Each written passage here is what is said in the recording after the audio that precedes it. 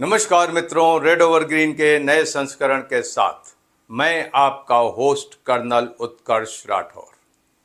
मित्रों, आज चर्चा करेंगे नेपाल के एक नए 100 रुपए के नोट जिसने भारत की राजनीति में खलबली मचा दी। ऐसा क्या है उस 100 रुपए के नोट में? लेकिन उससे पहले मैं चाहूँगा कि आप मेरे पीछे लगे इस मैप पर थोड़ा गौर फरमाएं। ये मैप इंडिया, चाइना और नेपाल के बॉर्डर एरिया का है। काली डॉटेड लाइन से इंटरनेशनल बॉर्डर दिखाया गया है। ये चीन का इलाका है, ये नेपाल का इलाका है और ये भारत का इलाका है। भारत में उत्तराखंड के पिथौरागढ़ के जिले का ये बॉर्डर एरिया है और उसी तरीके से नेपाल में सुदूर पश्चिम प्रांत के धारचूला जिले का ये इलाका है। इसमें पड़ने वाले लैंडमार्क्स जो हैं, लंपियाधुरा एक माउंटेन पास है और उसके बाद लिपू लेक पास और काला पानी है। गौरतलब बात यह है कि इस जगह पर भारत, नेपाल और चीन की सीमाएं मिलती हैं, इसीलिए इसको ट्राई जंक्शन कहा गया। इस स्केच में दो नदियां दिखाई गई हैं, काली नदी और महाकाली नदी। महाकाली नदी का उद्गम काला पानी से होता है। इसको शारदा रिवर भी कहते हैं और भी इसके नाम हैं। काली नदी से भी ये जानी जाती है। महाकाली नदी का सिग्निफिकेंस इस मैप में यूं है कि 1816 में जब ईस्ट इंडिया कंपनी ने गुरखों की संयुक्त सेना को गोरखा वार में हरा दिया तो एक संधि हुई जिसका नाम था सुगौली की संधि। सुगौली की संधि में नेपाल की पश्चिमी बाउंड्री तय की गई और उसमें कहा गया कि महाकाली नदी के ईस्ट में पड़ने वाली जगह नेपाल की है और पश्चिम में पड़ने वाली जगह ब्रिटिश इंडिया की है। सुगौली नदी नेपाल और भारत के बीच संधि का और बॉर्डर का एक इंस्ट्रूमेंट है, इंपॉर्टेंट इंस्ट्रूमेंट है।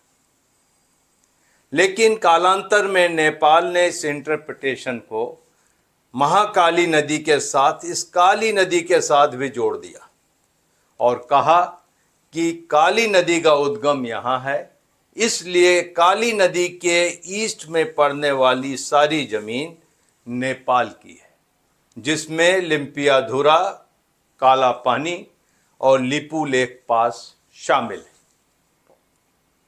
मैं आपको बता दूं, लिपू लेक पास वही है जहां से हजारों तीर्थयात्री हर साल कैलाश मानसरोवर की यात्रा पर जाते हैं। ये विवाद तब शुरू हुआ जब 8 मई 2020 को रक्षा मंत्री राजनाथ सिंह ने वीडियो कॉन्फ्रेंसिंग करके एक नई सड़क का उद्घाटन किया और वो सड़क थी धारचूला काला पानी लिपू लेक पास। ये पुराना रूट था, उसकी सड़क रीसर्फेसिंग करके बनाई गई थी और नेपाल ने आपत्ति की कि भारत ने उसके इलाके में सड़क बनाई है। और उसके बाद गतिविधियां और घटनाक्रम बड़ी तेजी से बदले। 9 मई को नेपाल के फॉरेन ऑफिस ने बहुत बड़ा विरोध जारी किया। 20 मई को नेपाल के सर्वे ऑफिस ने नेपाल का एक नया राजनीतिक मानचित्र, पॉलिटिकल मैप ऑफ नेपाल जारी किया और उसमें उन्होंने लिपू लेक पास, काला पानी और लंपियाधुरा को शामिल कर दिया। इसके बाद 13 जून को नेपाल की नेशनल असेंबली ने दोनों सदनों में प्रस्ताव पास करके, कॉन्स्टिट्यूशनल अमेंडमेंट करके नेपाल की टेरिटरी में लिपू लेक पास, काला पानी और लंपियाधुरा को शामिल कर लिया। और इसी के साथ नेपाल के राष्ट्र चिन्ह में, जिसमें नेपाल का नक्शा भी शामिल है, वो भी बदल गया। तो इसके बाद घटनाक्रम यूं बढ़ा। केपी शर्मा ओली उस वक़्त प्रधानमंत्री थे, जिनका कम्युनिस्ट प्रेम या चीन प्रेम कहिए और भारत विरोध जग जाहिर है। उन्होंने बड़ी चतुरता के साथ सभी पार्टियों को इकट्ठा किया राष्ट्र प्रेम के नाम पर, और ये कारनामा कर दिया।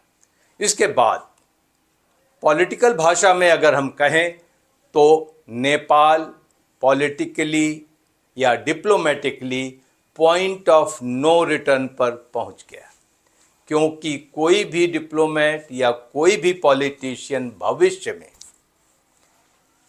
सारी पॉलिटिकल पार्टीज का समर्थन नहीं जुटा पाएगा इस कॉन्स्टिट्यूशनल अमेंडमेंट को नलीफाई करने के लिए।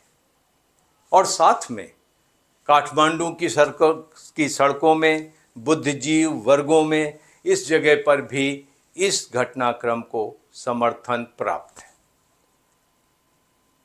अभी बात करते हैं कि 100 रुपए के नोट ने भारत की राजनीति में क्यों गर्माहट ला दी। वर्तमान के प्रधानमंत्री पुष्प कमल दाहाल की कैबिनेट ने राष्ट्र बैंक नेपाल की इस रिक्वेस्ट को मान लिया कि उन्हें 100 रुपए के नए नोटों की ज़रूरत है। 100 रुपए के नोट में नेपाल का पुराना नक्शा था। अभी जो नोट छापे जाएंगे उसमें अब ये नक्शा लगेगा, जिसमें लिपू लेक पास, काला पानी और लंपियाधुरा शामिल है। इसलिए लोगों को आपत्ति हुई, लेकिन इस आपत्ति के अंदर जो ठोस कार्रवाई थी वो जाने कब 2020 में हो चुकी थी। नोट के ऊपर नया नक्शा लगाना एक बहुत छोटी प्रक्रिया है। भारत उस वक्त कुछ नहीं कर पाया जब नेपाल ने अपना कॉन्स्टिट्यूशन अमेंड कर डाला, अपना पॉलिटिकल मैप बदल दिया, और उसके साथ पूरी पॉलिटिकल पार्टीज़ को लामबंद कर दिया कि वो इस बात को माने और कहे कि भारत उसके इलाके में इल्लीगली काबिज़ है। तो ग्राउंड पोजीशन अभी ये है कि लंपियाधुरा, काला पानी, लिपू लेक पास पे भारत की प्रेजेंस है। नेपाल कह रहा है कि ये जगह उसकी है। भविष्य में ऐसा कुछ होता है तो ये बड़ी भयावह तस्वीर होगी कि यह इलाका नेपाल को जाएगा तो चीन नेपाल का पड़ोसी हो जाएगा। भारत की बाउंड्री इस नदी के साथ चलेगी।